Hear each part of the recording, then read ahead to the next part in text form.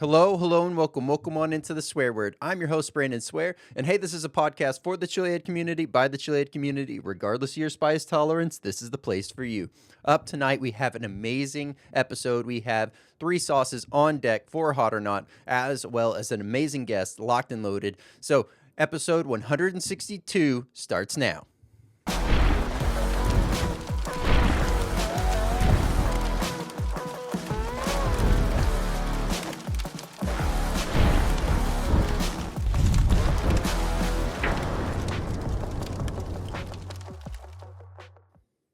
What's going on, Swear Nation? So glad to have everyone here, whether you're tuning in on YouTube, Spotify, Rumble, and or Apple Podcasts. Thank you so much for being here and continuing to make this podcast what it is. Continue to share this out with other like-minded chili heads or individuals that are just curious about the world of hot, because this is where you can find everything to do with the world of hot. Now, up tonight, we have 3 sauces on deck for Hot or Not, 2 of which actually come together to help make this newer sauce. So we're going to be diving on into that. Those are all 3 from Hardcore Hot Sauce. And of course, well, we have the return of Loren from Hardcore Hot Sauce. So we're going to be diving on into the great discussions of really just how things have been progressing for him, the wins, the challenges, the struggles, and everything in between, as well as we have a very fun game planned. So if you would have answered the questions any differently than Loren did, please let me know down below how you would have answered those. And let's do this. Let's go ahead and jump on over to Hot or Not.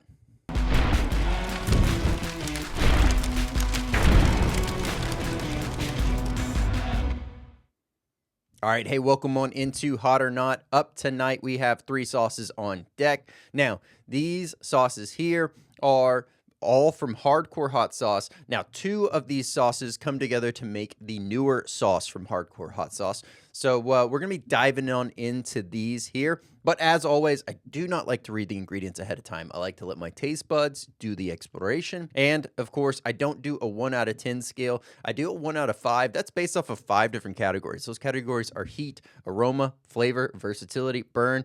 Add those up, average them out. This is our total swear word rating. Yes, burn and heat are 2 different things. I view heat as that first max 30-second window. Now, that's just that initial heat, that initial flash that you're getting. The burn is post 30 seconds. Where does it sit? How does it sit? Does it migrate? Does it intensify? Does it die down? All these other things factor into the burn. So let's do this. Let's go ahead and check out the very first product. Rip Hard Rip Gnar is a newer sauce from Hardcore Hot Sauce that is actually the combination of both the Green Inferno and the Lone Star Burnout. Once again, love what's going on here from a visual standpoint. The labeling, the artwork, everything is phenomenal. Once again, it does have a perforation on the cellophane. Take that off there. Give this a good shake. This is a nice, deep, darker green to the overall sauce. Beautiful aroma, fresh. Definitely picking up the smell of what smells like maybe some onions, some garlic. Maybe that's, I can definitely pick up the jalapenos that might be tomatillos. Absolutely phenomenal. But let's go ahead and get in there. It's a nice bright green sauce. Very fresh notes. High flow on this. Nice overall consistency. See a little bit of specks of what looks like maybe the pepper pulp in this. So like the jalapeno pulp. But cheers.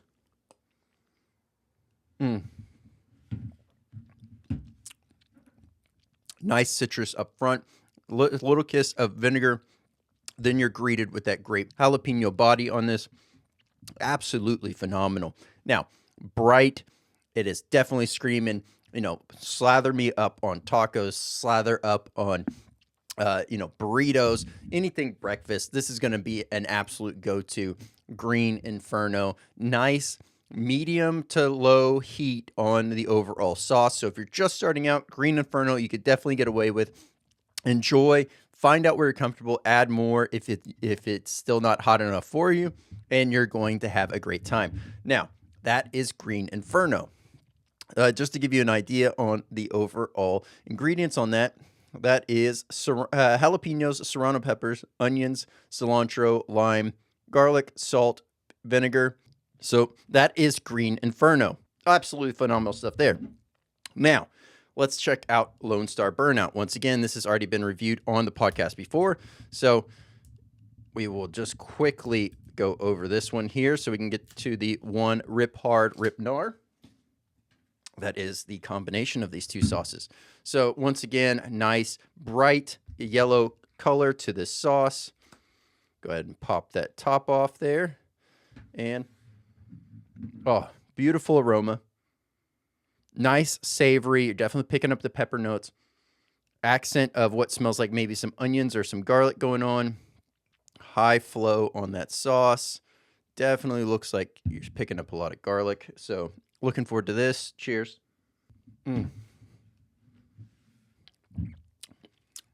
Oh, man. That is so good. So good. Right off the bat, great. A little bit of a citrus note. Definitely savory body. And you can just feel as the heat transitions away from the savory note, lashes onto the tongue, onto the gums, and you get a nice sizzle, sting, spark to this whole.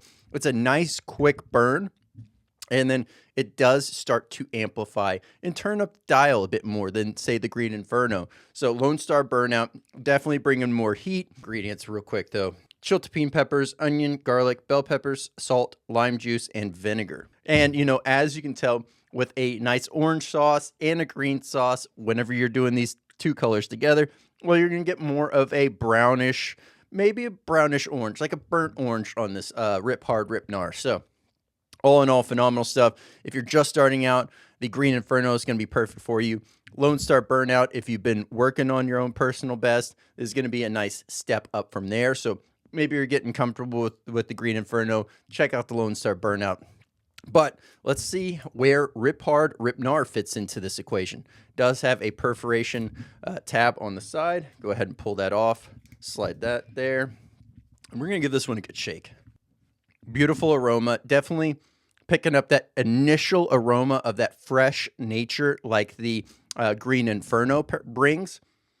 But definitely more pepper forward. So definitely picking up that green, fresh nature from the Green Inferno and the higher pepper notes in the overall Lone Star Burnout. So interested to see how this goes. Nice high flow sauce. Once again, kind of a burnt orange color on the sauce itself for Rip Hard, Rip Gnar. But cheers.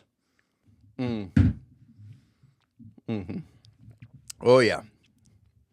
Rip Hard, Rip Gnar is absolutely phenomenal. Now, I would say the way that it brings forward, it gets that nice savory body, that smooth and inviting tones that are coming forward. A little bit of a lime, a little bit of that fresh overall pop. You're getting that jalapeno. You're getting that serrano right off the bat. That chiltepin's coming in there now, and you're really starting to pick up these overall notes throughout this sauce. That onion, that garlic, beautifully harmonious throughout this. That vinegar is just, it's there at that initial touch, and then it just fades away into the overall savory nature to the sauce. Absolutely love it. If you're just starting out, Rip Hard, Rip Gnar would be probably on par, I would say, with the Lone Star Burnout. Now, the way that this carries forward with these two sauces, if you can't decide on whether you want a red sauce or a green sauce, well, Rip Hard, Rip Gnar's got you covered. This is a versatile sauce that can be utilized from everything from breakfast all the way to, savory dishes, enchiladas, quesadillas, pizzas, tacos, sandwiches, salads, you name it, this thing's going to be great on it. Now, the only thing I probably wouldn't lean for on the Rip Hard, Rip Gnar would be towards the dessert realm. So no worries there, no harm, no foul. So let's do this. Let's read some ingredients here. So as to be expected, with the two sauces coming together to make Rip Hard, Rip Gnar, I would assume that the overall ingredients are going to be the same. But let's go ahead and read these. Jalapenos, serranos, chiltepin peppers, garlic, cilantro, orange bell peppers, onions, salt, white vinegar, and water. If you enjoyed the sauces that were featured here from Hardcore Hot Sauce, I will have the direct links down below for them, as well as a link to the main site so you can check out the full lineup of amazing products from Hardcore Hot Sauce. But let's do this. Let's go ahead and jump on over to tonight's discussion.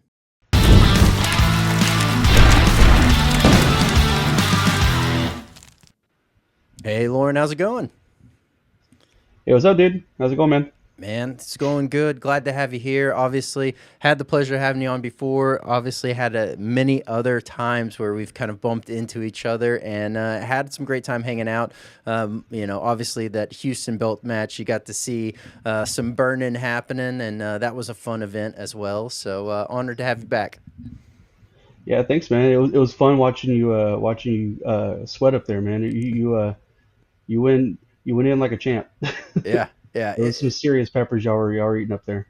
Yeah, it was a lot of fun. Obviously, great time as always. So yeah, no, that was a great event. Very successful in the sense of Hmm. like the amount of people. I guess first and foremost, the amount of people that showed up there. I had no real expectations of what was gonna potentially come from it. I didn't know how big the venue was or anything, so I Yeah, was kind of walking in blind. But that was a great place and quite a good showing. yeah, man. It was a shout out to Brad for setting all that up. It was a real fun event. The amount of vendors we fit in that space was pretty wild. Yeah, Like it fell into place just like a Lego set. It was like there was no room for error, and we all just lined the place out.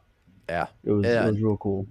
Absolutely. And it was great to be able to see so many familiar faces. And then, of course, being able to see new companies that were out there doing their thing and absolutely crushing it. So, no, I definitely look forward to what the upcoming year looks like for the next round of the HTX, Expo, if you will. And is it going to stay Spicy Planet going forward? Is that the set name? Well, I know Brad's working on a few things. He's got some stuff in the works with kind of more different venues and different timing and different sponsorships. So we're kind of he's been toying with some different stuff. I need to check in with him on it, but he's got some really cool stuff planned out for this year where he's gonna rock and roll some good stuff. Nice. Yeah, I mean, Yeah, it's y'all gonna be had fun. y'all had some great promo rolling out. Absolutely loved it. How long did that shoot take? Dude, honestly, that shoot, we were in a public park too, which was really wild with a jogging trail, and it took probably about shout out to Brad's wife for filming all that. It took roughly about 2.5 hours, two and a Man, half hours, and I had no idea how short the shirt was and how burly boy cut out the shirt was until I showed up, and because Brad said, yeah, we pre-cut it for you. I got there, nice. man. It was a halter top. It was it Yeah. was fun. Oh my goodness. Yeah. Absolutely. It was great. It was appealing. It caught your attention. It made you want to watch the whole thing through. So it was a great job there. And very fun, of course. Always that being the main key is like, did you enjoy doing it? And it looked like y'all definitely did. Oh yeah, we did. And shout out to Brad. It was all his idea. Like we were just kind of mulling some stuff over. And he goes, "Hey man, would you be willing to do some promo reels with me?" And I was like, "Yeah, sure, whatever." And he just sent me the reels. I went, "Yeah, man, let's do it. Might as well." I have zero shame when Yeah. it comes to wearing short shorts and a halter top, Yeah. so why not? Yeah. Nothing's more fun than seeing a 265-pound guy run around with no shirt. It's hilarious. Well, hey, it was a great time from an outsider's perspective looking in. So Oh no, it was fun to definitely shoot very too. cool. Very cool. Well, all right, something that while we were there at the Houston event, we had got to talking about, obviously you have some new sauces that have rolled out since we last Yep. met or had you on the podcast, really. And, I guess wanted to learn a little bit more about what those sauces were and kind of the inspiration behind them. Yeah, man. So there's been a two new sauces since last time. The big one is the Outlaw Vinny Stigma, which was a collaboration with Michael at Seeking Heat and Vinny Stigma of Agnostic Front, the godfather of hardcore, who I've listened to since I was roughly 10 years old. When I first got my first Agnostic Front album. and then that moved me on to like Madball and all these other hardcore bands. It really kind of shaped how I was as a kid, how I played guitar, how my music taste kind of went. So and that was all came to be through Michael at Seeking Heat. He just messaged me. He goes, "Hey, if I were to make an introduction with Vinny Stigma, would you be able to make a sauce for him?" I was like, "In a heartbeat. Let's do it." And then he introduced us. We started talking, and then he gave me like the flavor profile, kind of how he wanted. And so I made a first tester sauce and then sent it out to him. And he goes, "Well, yeah, but pick the heat up a little bit." I was all right. Here we go. So I did it and then sent it out to him. They said, "Let's rock and roll with it." And then it launched, and man, it was a huge success. It's still going between number one and number two best selling sauce of what I sell. Nice. And I sent them 250 bottles, and they were selling them on tour throughout their events, giving it to their friends. I actually got a bunch of messages from different people that I never thought I would have came in contact with. Like I got a message from uh, Jess, the singer of the Agrolites, and he got a bottle from him, and he did a video where he was chugging half the bottle before he went through TSA because he didn't want to fly with it. Yeah. So I sent him a freebie. There's you see a member of Chain Gang. There's just been all these different bands that have really latched on that sauce and really enjoyed it, and really like that kind of became like my footprint in the Yeah. scene. And it's a good sauce. I mean, the flavor profile on it is like a smoky, extra hot Valentina style Nice. sauce. Not too hot, not too mellow. A real like it almost has like a base where you kind of feel like it has like a tomatoey base Uh-huh. to it, but there's no tomatoes in it. And it's just a little bit hotter than like not as hot as like the Black Label Valentina, but a little bit hotter than the average Valentina and a little more smoky. Okay. So it's a really fun sauce. And I love that you were able to obviously still keep the same feel going on with the labels. It was like, even though it was a collaboration, you didn't have to Hmm. sacrifice the overall artistic aspect that goes on with your labeling.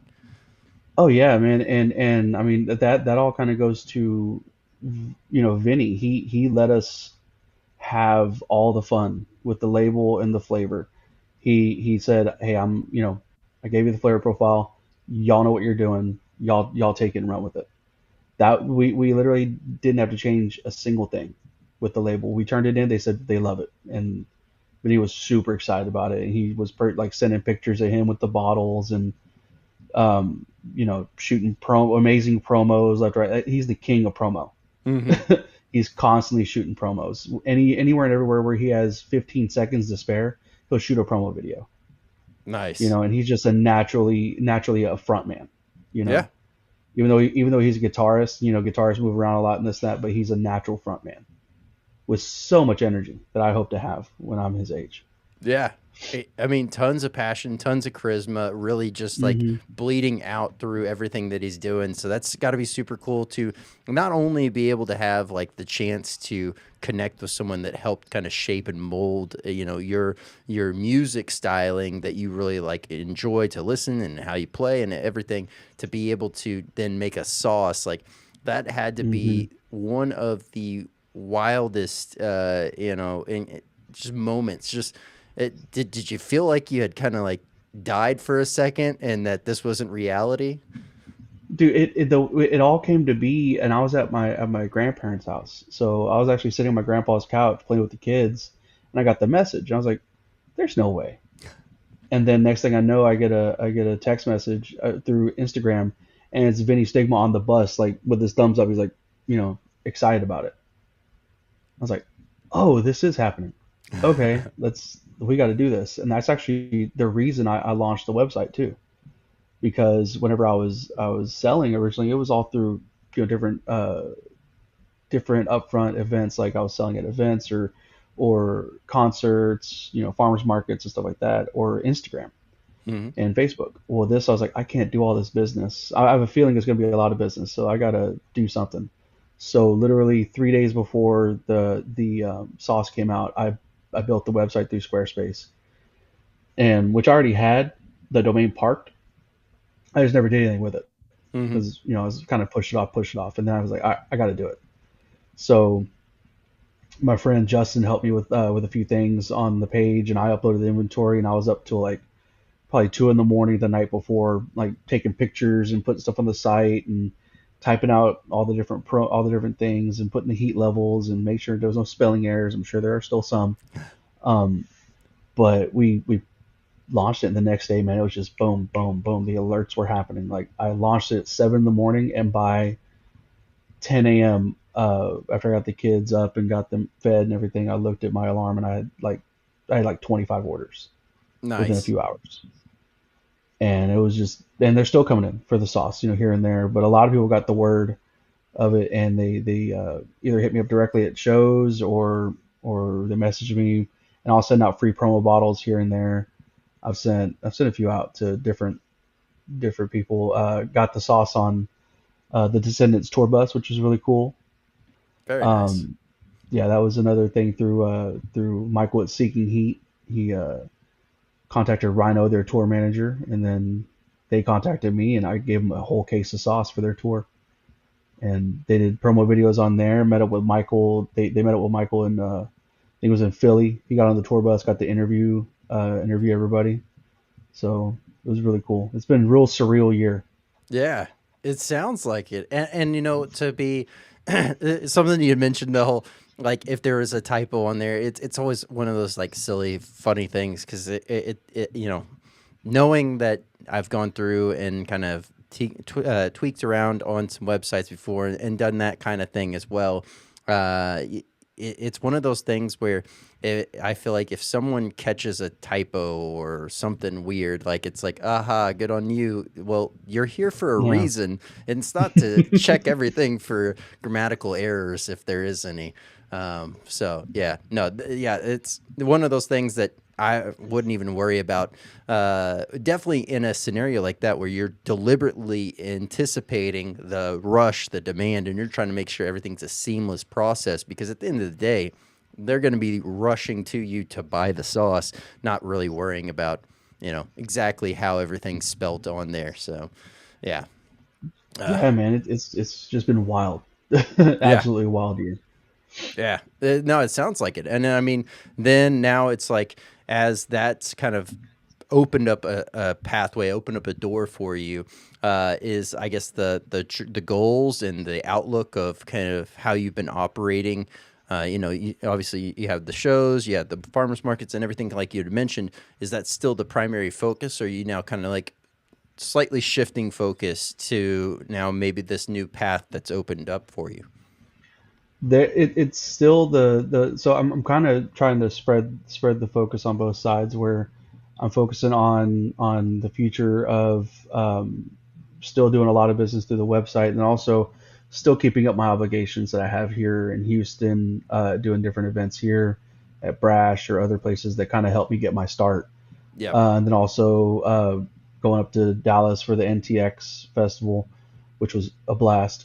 And still doing that, still doing hops and hot sauce over here, and different events. So, but there is going to be a shift in kind of where I'm going to be going for over the next year. I'm going to be seeking FDA approval here real soon, so that way I can start trying to get into mom and pop shops, get into different stores where I can wholesale it and they sell it and passive income that, and still put money where it needs to be to still keep doing everything with the passion and set everything up for the kids for the future. Yeah, yeah, no, absolutely. And I mean, it's very true to what you're saying, like being able to have that avenue of stepping out of cottage and into the full on, like full scale, being able to offer everywhere. That's really going to open Hmm. up a lot of doors. One of the growing pains that I hear the most is ultimately like, you mentioned mom and pop shops, and so it made me think of it. Like, there's not only just the mom and pop shops, but there's like some of these larger chains that it's like that initial step in. They want you Yeah. to personally deliver slash stock, some of these stores, and it's like that also is a quite a big ask at the same time. As you have already many other things going on. You got family life, you got Hmm. work, you got the sauce game, you got new additions rolling out. Everything kind of just falling into line all at once right now. So I can definitely see that being beneficial, but at the same time, it's like those stores, depending on how fast they're moving it, that could be quite the hefty lift to be able to kind of like make sure stock is maintained there. Yeah, and it kind of goes back to how it was when I first launched. Like there was no game plan. Like we went over the story, when I launched, I didn't even know how to build a box. Hmm. I didn't even have a way of building the boxes, and I was like, I got to figure out how to get 30 orders out. So I've never shied away from a challenge and trying to figure out, being in IT for the past 20 years or so. It's really I have a real problem solving type of mind. I like hitting a problem and figuring out how to fix it and figuring out how to get past it. So it'll be a challenge, but I think I got a pretty good game plan, and we'll see how it goes, man. Yeah, no, absolutely. Well, I love it. I'm definitely looking forward to the growth and aspect of everything that's kind of coming through this momentum, this energy that you've really just picked up on and just riding it out. One thing as well that, I'm always curious is as the time has gone, from like your first initial offerings to now, it's like obviously now we have the newest edition with the Veni sauce. Now, with that one, obviously, you're saying that's kind of starting to lead the pack here. Have you started to Hmm. notice that certain sauces that were getting some strong loving from the get go, kind of like now maybe becoming like that third, that fourth place spot in a lot of the people's hearts that are out in the markets? Yeah, man. It because when I first started, it was all Green Inferno, which was my classic sauce of that I've been making since I was a kid, and the Scorpion sauce, Scorpion pineapple lime, and then sprinkle in some Brain Invasion or Lone Star Burnout, depending on the event. Hmm. So those were the main sauces, and now it's the Green Inferno is still a good constant, and the Scorpion pineapple lime still holds its own as being the hottest sauce I have, if not the second hottest sauce I have, depending on the person's palate. Um, and still standing at events as being some of the hottest sauce. It's at usually the events, depending on what event I'm at and who's there. Hmm. So there's that, and then for the frontline sales, Vinny Stigma's taken over, as well as a second new sauce that I have called Rip Hard Rip Gnar, which is my Green Inferno and my Lone Star Burnout put together. And actually, I did that with a local skate punk band called Shred the Deck. Shout out to Shred the Deck. It's not on the site yet. Okay. I need to load it. But I've been doing a lot of Houston events with it, Uh huh. and then I will transition it to being online as well. So Um, you said that was the Green Inferno, and then also which one? the Lone Star Burnout Okay. together. Boom, boom, right here. All right. So that's something I've been kind of doing for a long time on my chips or any dishes or anything like that. And then me and them were talking at an event, and they wanted to start doing a collaboration. I was like, I got a sauce I want to do. Try this, and I gave it to them, and they said that's the one. And between Vinny Stigma, New World Samurai, and the Rip Hard Rip Gnar, those three are the top sellers right now. All right. And depending on what event I'm at, is which one of those three is going to take it. Like at NTX, the big seller was New World Samurai and the Rip Hard Rip Gnar. I think those Rip Hard Rip Gnar may have won by a couple bottles, but they were still upwards of the most sales. Oh yeah. The Ghost of Hmm. Guajillo always is one of my like go-to favorites. It's so straightforward. It's so like enjoyable. It's I don't know. From that That's a between fun one. that one and the Brain Invasion, like those two, I lean into so much more. Now the Rip Hard Rip Gnar, I love the combination of those two because yes, it is opening a nice crossover of your overall like palette of what you're picking up. but it still lends itself because of that combination to be able to be so Hmm. versatile, and that's the very cool part about it. Yeah, I've been telling people kind of like my friend said it the best with the sauce when he was testing it, that it's a brown sauce that doesn't know it wants to be a salsa verde, Yeah. because it has all the aspects of like the salsa verde feel and the taste on the back end, but then it has like the brightness and the murky color that it has, and it gets the brightness from say the Lone Star Burnout with the chiltepin peppers. Because literally Yep. what I do is I take it and I go 1 gallon for 1 gallon. Like it's a split 50-50 on the sauce, and I just mix it together. So it's to me it's the perfect taco sauce. Yeah. Yeah. I think it was NTX that whenever I was going through, I got a taco plate and then I went by. I'm pretty sure I ended Hmm. up doing Ghost of Guajillo on one, and then I ended up, I think I did one next door, and then I'm pretty sure I did that third taco with that new sauce because I hadn't had it yet, and Yeah, that was the introduction to it, if you will. yeah. You're just reaching over the table, like you're just like cherry picking the sauces and mixing them up and going for it. Yeah. It was fun.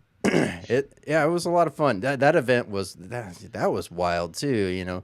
The rain Yeah, there, golly, it was you yeah, know and troopers all around it, from those vending to those attending.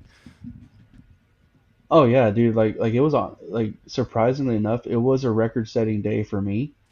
Like I sold X amount, like a certain amount of sauce. I was like, I've never sold that much. Like I've never had that much cash value out of an event, and it was in the rain, Mm-hmm. which is just absolutely insane.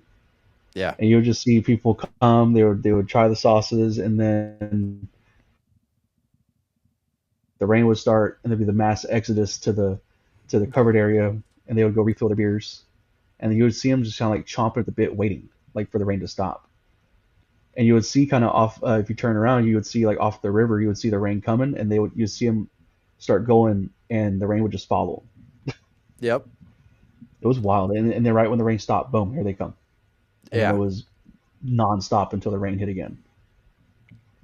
Yeah, no, that was a very shocking event in that sense because of just all the things that would have normally crushed any other event. That one, it was like, nah, we don't care. Let's let it roll. So, Yeah, man, the hot sauce scene in Fort Worth is something else. Like I like if it would, if, I feel like if it would have been different areas, it would have been a completely different story. yeah. You know, because it's like in Houston, we have events that happen in say around February, January, and people still come out, and it's like Hmm. frozen outside, right? But usually rain, it's like no, they're not coming because Yeah. it's raining. But then in Fort Worth, they're like no, we'll just put our boots on, Yep. we're fine. Yep. Well, yeah, it was one of those days that I was like, I knew it was going to be bad, so I went ahead and made sure that I wore decent enough jeans and shirt, but Hmm. wasn't going to be upset if it got all messed up for that same reason. But one thing that really kind of like stood out and made me think of it too, whenever you're talking about having such a great time, like turnout wise of that. I wonder how much, like, did you see quite a few people that were walking over to your booth straight over from grabbing food, and then they were like, "All right, I'm gonna try this. Okay, well, yeah, I'll buy this bottle," or was it more There was just people shopping in general? well, there's people shopping in general, and they were kind of like like the purveyors of pain. There's like wanting to hit every single booth. Give me your hottest sauce, boom, boom, boom, and then you see they disappear for a while, and they go hit another booth. Then they go hit another booth. Then you kind of see them make the round down, and we were calling the next step down was like the Coliseum. It was like the roundabout. They Yep. would hit them and go around and come back out, and then they would come by. And there was a guy who actually bought every single hottest sauce from every booth. He had every booth and got the hottest sauce from everybody. And then you had the people that kind of were seeking variety, and you would see like they would have 10 different sauces, and you could see they were all different flavors, different flavor profiles. And then you had the foodies that would show up, and they would show up with whatever, and they would start dab some on one bite, and then move to the next booth, dab some on the next bite, and it was wild variety Yeah. of people. Yeah. And then you got some of the kids that come and they're like, "Let me get your hottest sauce." I'm like, "Go get your dad. Go get your mom." Like, I'm not doing that. Yep. I'll Yep. do it, but I need them to say yes first. Yeah, well, yeah, very, very true. It's one of those things that you don't know how you don't know how the kid's gonna act. They're gonna walk up Hmm. there, much like a lot of the others that will show up with the bravado aspect, beating their chest, and they're like, basically light me up, and then you Yeah. give them something that's not even the hottest, and they're already lit up, right? Um, Hmm. it I like could those people. easily turn that same way with children, and yeah, it's one of those you want to make sure you have that parent's consent before Yeah. you go And it's igniting them on fire. and then sometimes you get the kid that they go get their parent. The parent comes up and says, "No, my kid's a psycho." Like, yeah, they will eat all of it. I've had more 8-year-olds like get to the brain invasion, take a spoonful, ask for a second one, and then say, "Oh yeah, it's hot." I'm like, how I couldn't dare do that at 9 or 8 years old. Yeah, Like, no, there's no way. But these kids, it's the new generation's different. They're born to be on hot ones. yeah. Well, I've mentioned this before in another podcast, but the overall growth that we're seeing just in the hot sauce world in general, or spicy food world in general, is tremendously growing, and we're only expecting to kind of continue to see it grow, and that's Yeah. simply just because you know if you are comfortable and set in your ways in the sense of like you've kind of been eating the same foods your whole life, you're older already, you're less prone to try new stuff. That's where if you're younger, you're more prone to venture out, try different things. Hmm. So you're going to have a lot more people that are interested as this hot sauce boom or spicy food boom really happens to venture out even more so. So then, technically, as time progresses, there should just be a natural higher rate at which people are eating spicier food. And, then obviously the scales are going to have to kind of just really adjust. Something that was once a medium might now become a mild in the future, and then something, et cetera, just based on Hmm. expectations. But that's a great thing to see and a great thing to know. Definitely for anyone like you that's out there creating product and putting it out there, you're going to want to see that continue to thrive, and the just passion pouring out from everyone that's kind of coming through there. Yeah, it's actually it's to go at your point with the way the scene is really progressed. It's growing so fast. Like you can go to a hot sauce event and you can have what used to be 10 or 15 different makers, and they all kind of made mediums, a few super hots in there, here and there, and then your occasional salsas and different stuff like that. To now, you can, like at NTX, man, we were rocking. I think it was 37 to 40, all over Texas. Yeah, And next year there's gonna be more. And then we see that eventually we're gonna need a really big parking lot. Like, yeah, luckily Martin House has a humongous, back area where we were. But I'm like, dude, there's a lot of room to grow, and then there's a lot more people. Like every day, there's new companies starting. Especially with like the cottage food laws in Texas yeah, that are now allowing to make more money off of it. You can basically, if you do it the right way, you can live off of it, off of yeah, cottage food. You know, and which it didn't used to be.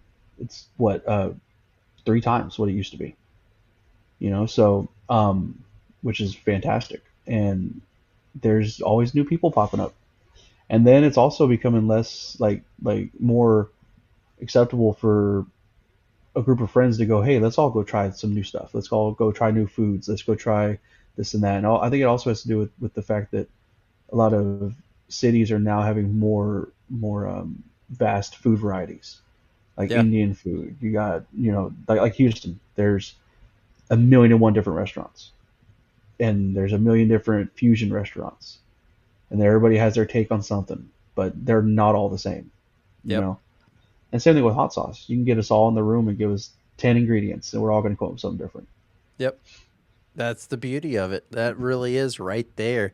And yeah, to that point, there's so many, different hot sauce makers within Texas alone that NTX itself, like that, if all of them showed up, it would be an insane event.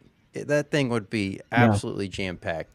But yes, to that point, it could not reside. It would have to be that would have to be a mega center type of thing for everyone to fit in there Hmm. and have enough room. And then you got to do it right, like they did with bringing in the food trucks and all the other things to kind of Yeah. help complement, because you're taking, when you're starting to add all that, you're starting to take out the idea of just the shopping aspect, and you're taking in more of an experience aspect, because it's like, okay, well, like, let me pump the brakes for a little bit. Let me go get a drink. Let me go get some Hmm. food. Or all right, well, now that I got that, well, actually, that one sauce I tried earlier, that might go pretty good on this. And then, like, got people venturing around and trying all kinds of things.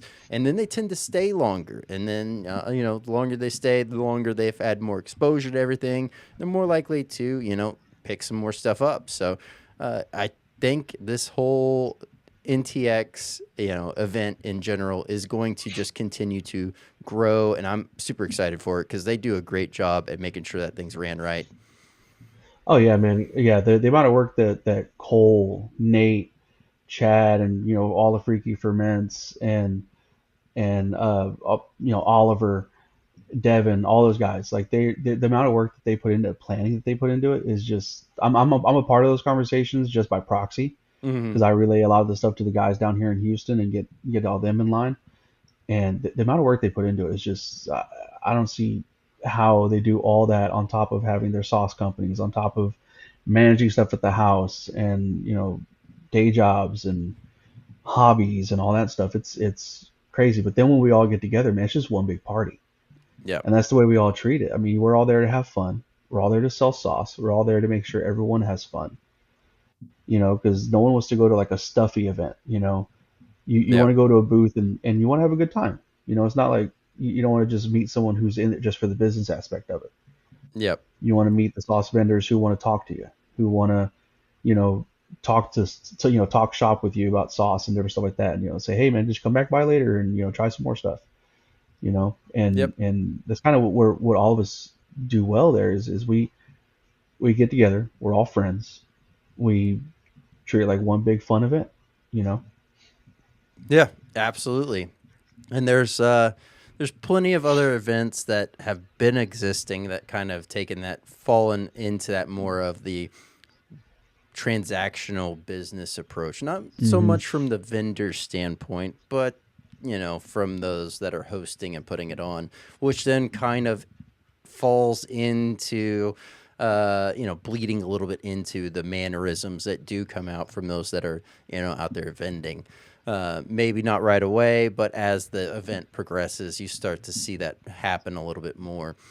So it's always great to have a great atmosphere like that to be able to not fall into those other patterns. So yeah, no, Yeah, very cool. definitely.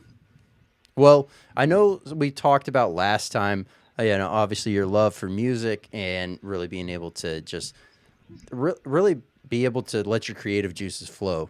Now, from like another, I guess, standpoint of just sheer enjoyment, do you have like anything that you have as like relaxing or entertainment, if you will, that's kind of maybe a little bit mindless? It could easily be mindless, or something that's just like intentional, where you like to like hone in and sharpen your overall mental thought process on things. I got a few things. One is spending more time in the garden. I got growing different pepper varieties this year for the annual meltdown. It's just I got a bigger garden this year. And kind Nice. of learning more about like doing a lot of just learning, like always trying to learn stuff, be it in the garden, be it in music, be it in life, be it in with the kids, be it in different things like that. It's that's the main thing. I wouldn't say it's mindless, but you get in like the flow state Yeah. of things when you start, learning for the fun of it. Hmm. And that like with it, like with the garden stuff, like I never knew about the different vitamins, the different stuff like that to put in the garden. I didn't know about pruning, rotate, like types of pruning, types of different things, and then I was like, well, I know someone who knows a lot about that. So I started having more conversations with Brad about different things, and he kind of showed me what he does, and I was like, oh, well, let me try to see if I can implement that over here. And then, boom, I got humongous uh, apocalypse scorpion pepper plants now, and then like say with music, like I keep in touch with a lot of my old music teachers and a lot of my old teachers that played music on the side as well, and I pick their brains on different things and different techniques and different things that I can implement on guitar that kind of broaden the horizons of what you do in different music. Learning different instruments is a good kind of thing, and even then, it's like I'm not classically taught with anything. I kind of just pick around until something sounds good. Yeah. So half of what I'm playing is probably wrong, but it's still, it picking around until the tune sounds good. Yeah. Well, I mean, hey, it's never wrong if it sounds right to you, and if you're in Hmm. that rhythm and you're in that, you're typically at that point you're kind of like really just feeling things out. You're trying to just find where things start to click, and very much like you have mentioned to the whole like creative process, and even like the creative process while you're playing music, leaning into that more or less that muse, that way of guidance, right? Hmm. And that's oftentimes a lot of the fun and a lot of the best parts about that. The reason why I ask is like simply because I know that I'll end up, if whether I'm in the garden or what have you, if I have any kind of moment where I'm picking up or I'm washing my clothes or whatever around the house, I'll toss on like a whether it be like a podcast that's like, I don't know, like Rogan or some kind of comedy stuff, just to kind of like, Hmm. that's what I meant by like with the comedy stuff more so, like the mindless guilty pleasures Oh yeah. and things like that. So I didn't Oh know if yeah. Like maybe you with had anything with like that that you kind of leaned into. oh with that, yeah, dude. Anything music, like literally, if I don't like it's weird that I sell hot sauce and stuff like that because I don't like being in large groups of people unless like I'm at like a concert or if I can kind of zone out. Yeah. And like so when I go grocery shopping or anything like that with getting stuff for the hot sauce or for the family, I mean I'll just put like my noise canceling headphones in and just randomly select a new album that came out and then I'll just jam that for the whole time I'm in the store. Constantly when I get in the car, drive anywhere, music comes on. I don't care what kind of music it is. It could be kids music. It could be my hardcore, death metal or classical, and it's just anything with music like really just zones me in, mellows me out, and I can, you know, go through any task at that point. Be Yeah. it at work, be it when I'm saucing, like when I'm making hot sauce, the same thing. Headphones go in. I'm just flow state, all the way through. Yeah. Well, yeah, that's exactly what I was about to say because it helps kind of break into that flow state. I know I was out doing some, winterization, if you will, of the backyard, stripping out the garden and really kind of taking everything down. I have like two pepper plants that I left just because there's some pods still on there that I know are likely Hmm. going to, finish out. And so I left those for a while. They're probably not going to last much longer, but ultimately, yeah, being able to find something like that to just really tap in and be able to, it puts, not saying that every task that's ever done is unenjoyable, right? But it brings that kind of level of, all right, well, this is, not so easy, not so bad. This is pretty easy. Like, let's just get this done. And next thing you know, it's like, it's always, it's wild to me the amount of work that I'll get done when I kind of slide into that flow state through like whether it be music or just like listening to something in general. Um, and so yeah, it's a lot of fun. And I've also started to notice there's become more of a I guess a divide is not the right term, but like two sides of this. You got those that like to get into the kitchen for their cook days, and they won't like that. From the sounds of it, like they don't listen to music or they don't care to listen to it in there. And then you got those others that are like, nah, the system's got to be on full blast, or I got to have the headphones in. And so it's Yep. always fun to be able to kind of see where everyone's head is at whenever they're in that creative mindset. Oh yeah, like whenever I was doing the okay, for example, we were doing the initial run of the Vinny Stigma sauce. Literally, I took on the largest order of sauce I've ever taken on, which was a 600 bottle run in one sitting, and that was 250. Was it? Yeah, 250 for them and 350 for me. You know, and I was like, okay, how am I gonna do this? So literally went and bought a bigger pot, bought, you know, two pots, I bought bigger spigots, I bought a better bottle dryer and bigger bigger wash tub for sanitizing bottles. And then so I got all the ingredients. I was here ready to rock and roll. I was like, all right, headphones on, and I just put it on any like DJX, just go Yep. and let Spotify just take on and go. Yep. It was anything from, man, at one point in time Taylor Swift popped up. Taylor Swift was on there and I'm in there. Then, you know, it eventually went to like Madonna popped up, and then Despised Icon, and then Pantera, and then BB King, and it was just me just going through the motions, Yep. never skipping a song and just going. And with the next thing I know, a 12-hour day of cooking, 12-hour day of bottling and all that was done, and it felt like I just woke up in the morning, you Yeah. know. But then I look over and I see all these cases of bottles like just stacked. I was like, oh yeah, that was a fast day, Yeah. you know. The DJX thing is they've done tremendous work. I tried it when it first came out, and it was not Yeah, it that was a great. little, yeah, I gave it a few months, and I recently fired it up. Maybe three. Well, beginning of the summer, I tried it out again, and I was like, all right, this is actually like it's starting to learn things, and and you can now suggest things. It was actually pretty good. So yeah, no, I absolutely agree. Phenomenal way to not worry about changing the song and just letting it kind of take charge, if you will, on that. So very it's cool. especially really funny when DJX mispronounces the names Oh of yes, things. yeah. Oh yeah. Well, and then it's like, God, what did it do recently to me? Oh, it started telling me it was like, oh, you're in the top. What was the first time? It was like you're in the top 4% of all listeners that listen to this artist, and I was like, wow, I don't know if I should feel like honored or insulted at the fact that like I've listened to it this much. It told me I was in the top 2% for Billy Ocean. I was like, all because I like Caribbean Queen a lot. Hey, you know, it's fun that they do that, but at the same time, it's like I still don't know if it's insulting me or not. If this is this AI trying to like take a jab at me, like you have nothing better to do than listen to this, like Yeah, yeah. Look where your time's going.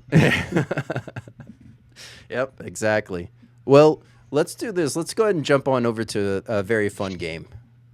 Let's do it, man.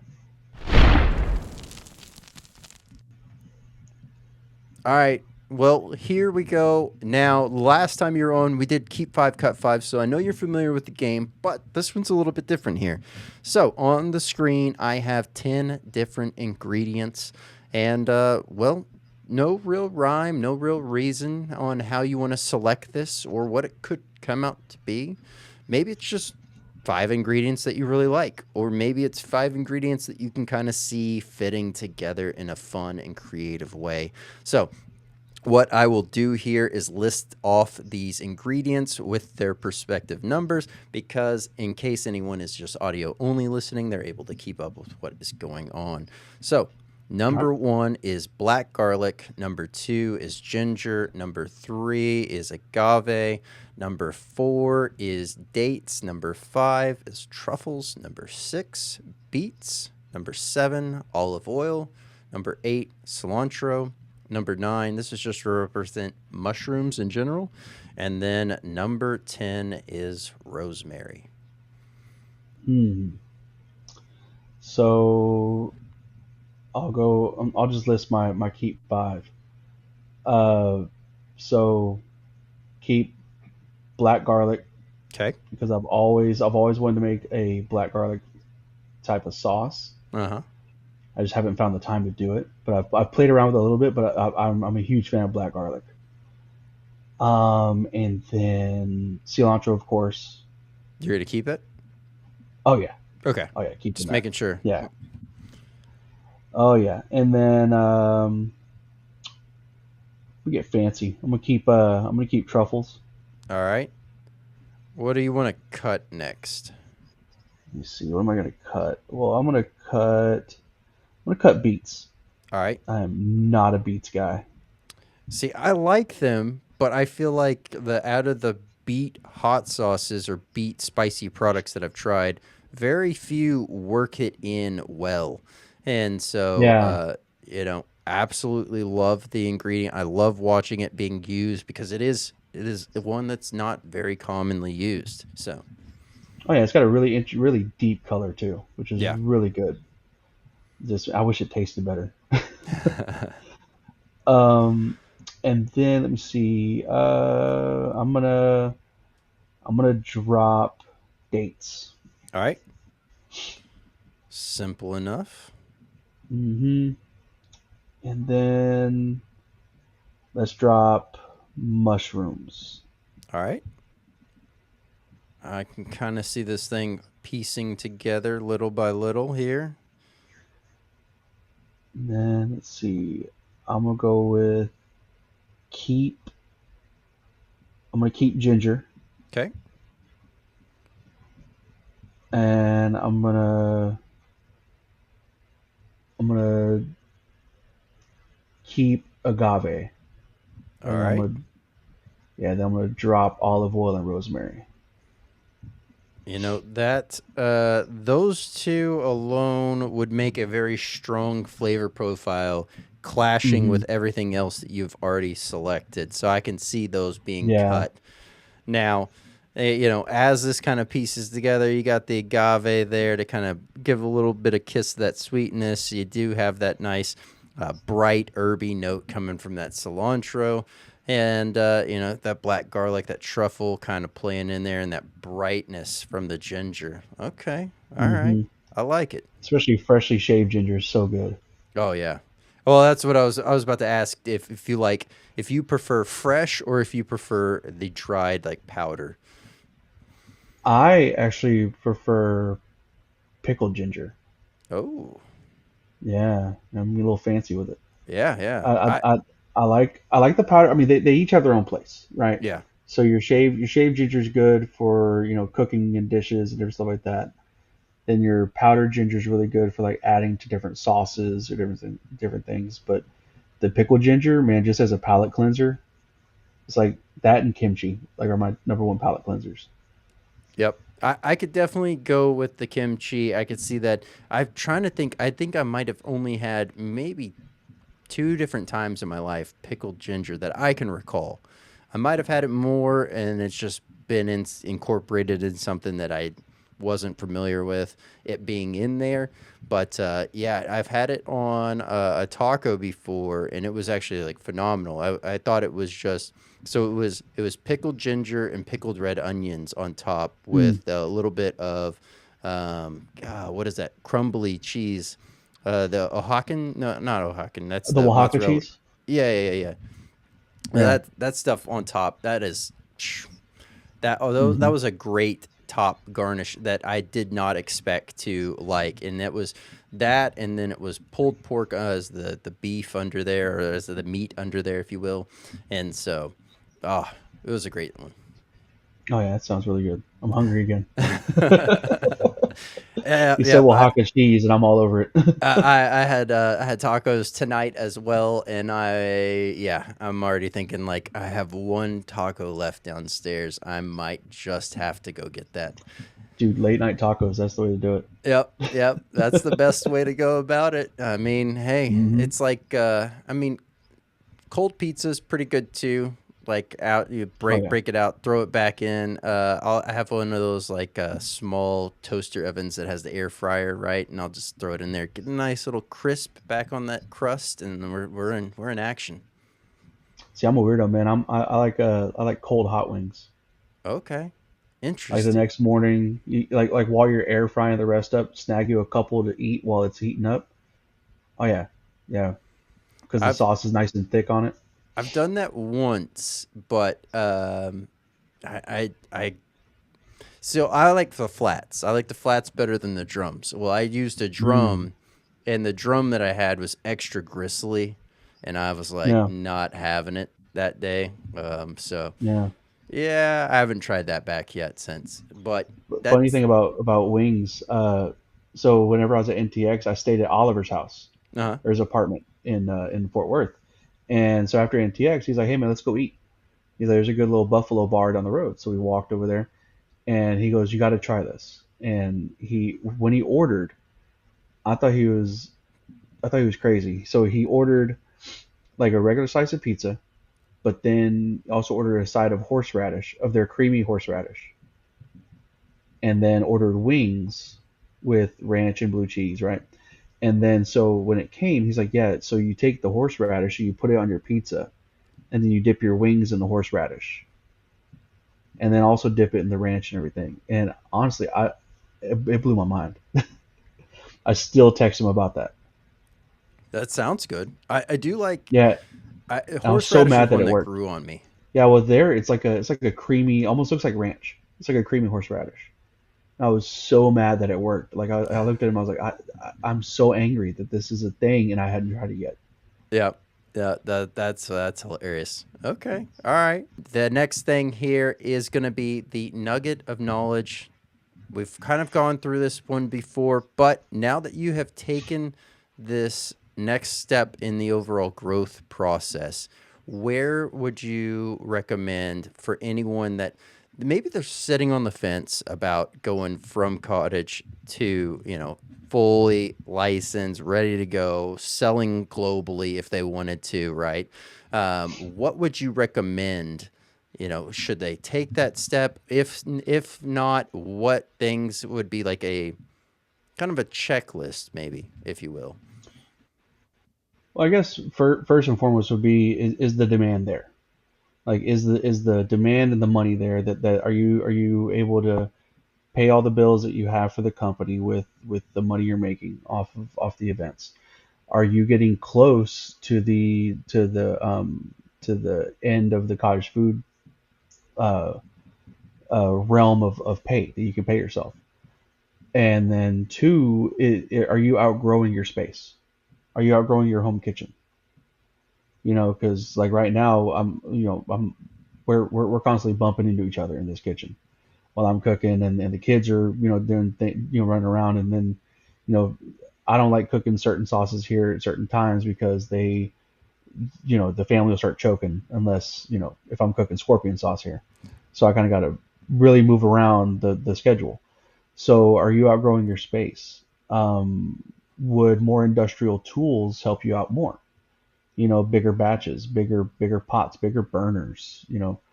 A way bigger immersion blender or a daisy chain of 50 blenders. Whatever. Mm-hmm. So it is that going to fit your needs better, or are you still able to work off your 5 gallon pot, 10 gallon pot in your kitchen on a single burner? So those are my main things that kind of get me to the point. And with me, it hit the outgrowing the space, Mm-hmm. outgrowing the kitchen space, outgrowing the inventory space of a house with two kids below 10 years old. Mm-hmm. You know, so Yeah. that's my main thing. Fair enough. Very great nugget of knowledge there. Absolutely love it. And definitely going to be greatly beneficial as well for those individuals that they're probably teetering up against that as well. And I can see that easily being the case to be able to really amplify what you're able to put out, but also do it in a way that doesn't just eat up your whole entire life. When you're able to Hmm. make those bigger batches, you're able to really kind of not have that rinse and repeat over and over and over again with, Yep. as you're saying, with a smaller overall cooking pot and everything. So yeah, thank you. That's a great nugget of knowledge there. This next part Thank you. here is the hot seat nomination. This is someone that you think would make a great guest for the show. So I got, well, I know we've talked about him, Clark over at Clark's Jerky. Um, I think he'd be a really great talk. He's Uh, super knowledgeable, super fun guy. Just he loves just talking, and also he's super knowledgeable in the world of beef jerky and spicy beef jerky, spices and recipes. Um, he's just all around also a really great guy. He's super fun, super chill, and he's got a wealth of knowledge on more than just meat. Absolutely. Well, absolutely love that one. Yes, I will be reaching out to Clark, having him on, and I look forward to having him on, and not only being able to discuss about the whole beef jerky process, because I absolutely love beef jerky, but also be able to dive into the inspiration and the passion behind the spicy beef jerkies that he makes. So thank you so much for that nomination. This last part here is greatly beneficial for those that are just audio only listening. Where can they find you? How can they find you? And any kind of last minute, announcements or anything that you want to let everyone know. So Instagram, hardcore underscore hot sauce HTX, and then the website is hardcorehotsaucehtx.com. Uh, put in your orders. Um, then just look to the future for things that are going to be coming up. Some big things are moving, and it's going to be a really fun 2026. I can guarantee you that. Absolutely love it. Loren, thank you so much for coming on. It has been an absolute pleasure having you back on. And obviously, there's still so much more, and I cannot wait to see how 2026 rides out for you because, this momentum wave is just hit, and you are just coasting along with it. And I know that this wave is only going to get bigger, and you're going to have to climb that peak and ride it out. So I like it. But look forward to Thank you having for you having back me. on. Yeah, man. Let me know. Loren, thank you so much for coming on the podcast. It has been an absolute pleasure having you back on. If you would like to keep up with Hardcore Hot Sauce, I'll have the direct links down below for all the ways that you can keep up with Hardcore Hot Sauce, as well as direct links to the products that are featured here on Hot or Not Tonight. So if you would like to check those out, I'll have those linked down below, and highly recommend checking those on out. Definitely make great gifts for the holidays. So if you haven't already ordered, go ahead, pick up some hot sauce for some nice family members, some friends, some coworkers. Maybe introduce somebody to the world of spice that has not really dabbled too much in it. It's always fun to share that experience with others. Want to also say thank you so much to everyone that has recently found the podcast, all the way to those that have been rocking with me since day one. So thank you so much for being here. This is where you can find everything to do with the world of hot.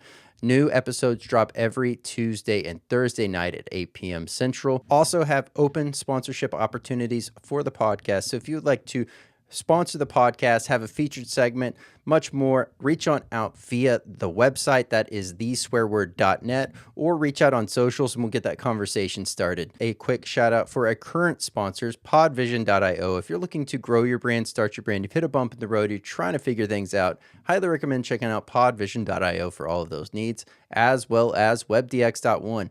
Maybe you have an online site, maybe you had a guy at one point and lost contact, maybe you never got around to building one. Highly recommend checking out webdx.one because they make it simple, painless, and easy. And best of all, they get you looking great online while you get to do what you do best. I'm Brandon Swear, and from everything from the world of hot, this has been The Swear Word.